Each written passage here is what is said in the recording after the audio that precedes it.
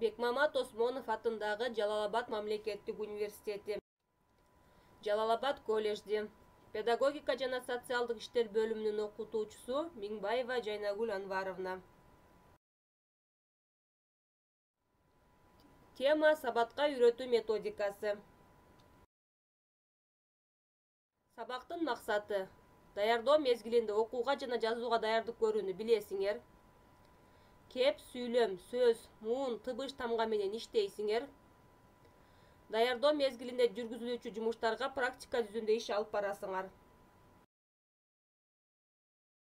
Күтүлүүчү натыйжа.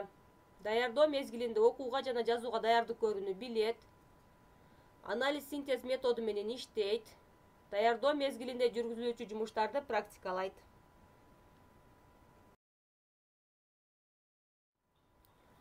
Сабатка үйрөтүү системасын даярдоо мезгили 12 күндөн 18 күндүк мөөнөт менен жүргүзүлөт. Бул мезгилде практика жүзүндө окууга, жазууга даярдык көрүү жумуштары жүргүзүлөт. Башкача айтканда, иш жүзүндө сүйлөм, сөз, муун жана тыбыштар менен тааныштыруу жана тамга жөнүндө түшүнүк берилет. Бул мезгилде мугалим окуганын же оозеки айтканын кунт коюп угууга үйрөтөт. Кебеби сүйлөмдөн, сүйлөм айрым сөздөн, сөз айрым муундан, муун айрым тыбыштан куралгандыгын жана ар бир тыбыштын өзүнчө тамгасы бар экендигин билдирет. Окуучуларга оозеки түрдө иштетилип, иш жүзүндө байкатылат. Ансыз алифбени окутууга мүмкүн эмес. Сүйлөм түздүрүү. Биринчи күнү сабак башталганда мугалим өзү менен тааныштырат, окуучунун аты фамилиясы менен таанышат. Ошондой эле партада олтуруу, туруу, эшиктен кирүү, эшикке чыгуу, окуу убактарында кандай олтуруу, дем алыш убагында кандай тартипте жүрүү жана башка мектептин ички-тышкы тартиби менен окуучулар тааныштырылат. Мугалим тарабынан кызыктуу жомок же кызыктуу аңгемелер камдалып келинет, аны айтып же окуп берет. Балдардын билгендерин да айттырууга болот жана башка ушул сыяктуу иштер жүргүзүлөт. Экинчи же үчүнчү күнү сүйлөм үстүндө иштөө жумуштары башталат. Мисалга алсак, атам жумуштан келди, апам тамак жасады, эжем боорсок бышырды, биз чогуу тамактандык деген сыяктуу бир нече сүйлөм түздүрүлөт да, ошол сүйлөмгө карата мугалимдин берген суроосуна бала жооп кайтарат. Андан кийин ал сүйлөмдөрдү балдар кайталап айтып чыгышат. Мугалим бул айтылган сүйлөмдөрдү окуучуларга оозеки түрдө санатат, канча сүйлөм экенин айттырат. Сүйлөмдөрдү сөзгө ажыратуу. Сүрөт боюнча аңгеме жүргүзүп, ошол аңгеменин ичинен бир сүйлөмдү бөлүп алат да, ошол сүйлөмдүн ичинен канча сөз бар экендигин таптырат. Сүйлөмдү сөзгө ажыратканда ар бир сөздү бөлүп, кол менен санап көрсөтөт. Сүрөткө класс жөнүндө аңгеме жүргүзөт, бир нече сүйлөм түздүрүлөт. Мисалга алсак, класс чоң, биздин класс жарык, класста парталар бар, партада окуучулар олтурушат деген сыяктуу бир нече сүйлөм түздүрүлөт. Ал сүйлөмдөрдү оозеки түрдө ажыратат. Мында класс жөнүндө айтылган аңгемеде канча сүйлөм бар экендигин бирден санап көрсөтөт. Андан кийин ошол сүйлөмдөрдүн ичинен бир сүйлөмдү бөлүп алып, анда канча сөз бар экендиги таптырылат. Мисалы, биздин класс таза. Мында 3 сөз бар. Биринчи сөзү биздин, экинчи сөзү класс, үчүнчү сөзү таза деп кол менен санап көрсөтүлөт. Андан кийин бир сүйлөмдү окуучуга кайталатып айттырылат. Окуучулар да сөздү санап көрсөтүп айтышат.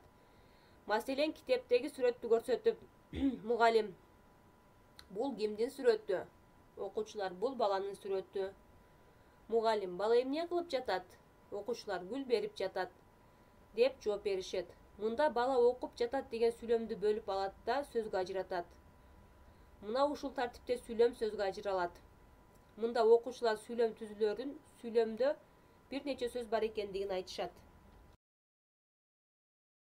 Сөздү муунга ажыратуу. Сүйлөмдү сөзгө ажыратууга караганда сөздү муунга ажыратуу жумуштары бала үчүн татаалыраак болот. Сөздү муунга бөлө баштагандан эң мурда кептен сүйлөмдөн сөздү бөлүп алдык. Окуучулардын көз алдына элестетип, андан кийин сөздү муунга ажыратуу жумуштары башталат. Балдар, биз сүйлөмдү түздүк. Аны сөзгө ажыраттык. Эми балдар баарыңар колуңарды муунун көрсөткүлөчү. Демек колдун муунак болуп бөлүнүп турган жери муун деп айтабыз.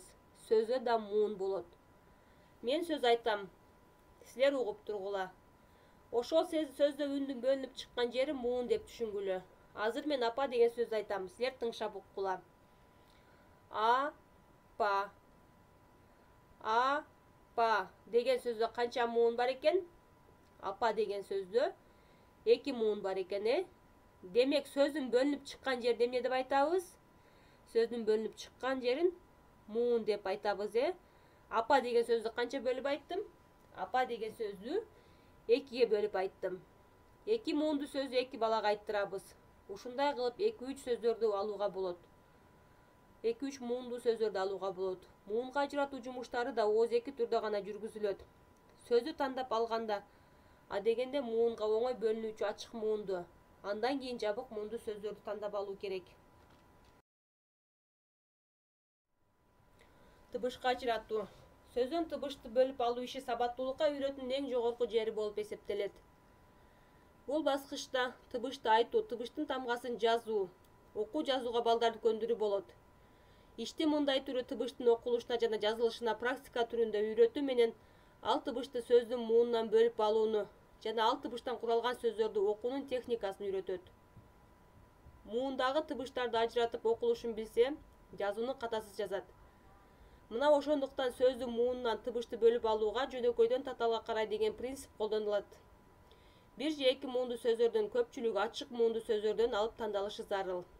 Мисалы: ат, апа, ата, бала жана башка тыбышты созулуп айтылышы, анын өзүнчө муун жасай алышы тыбышка ажыратууда бала үчүн жеңил болот.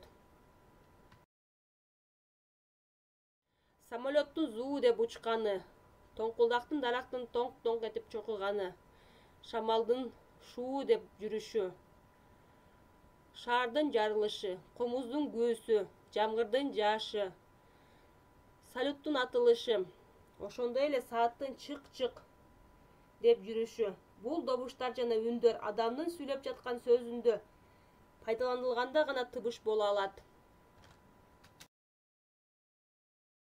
Демек тыбыштарды оозубуз менен айтабыз, кулагыбыз менен угабыз. Тамгаларды көзүбүз менен көрөбүз, колубуз менен жазабыз.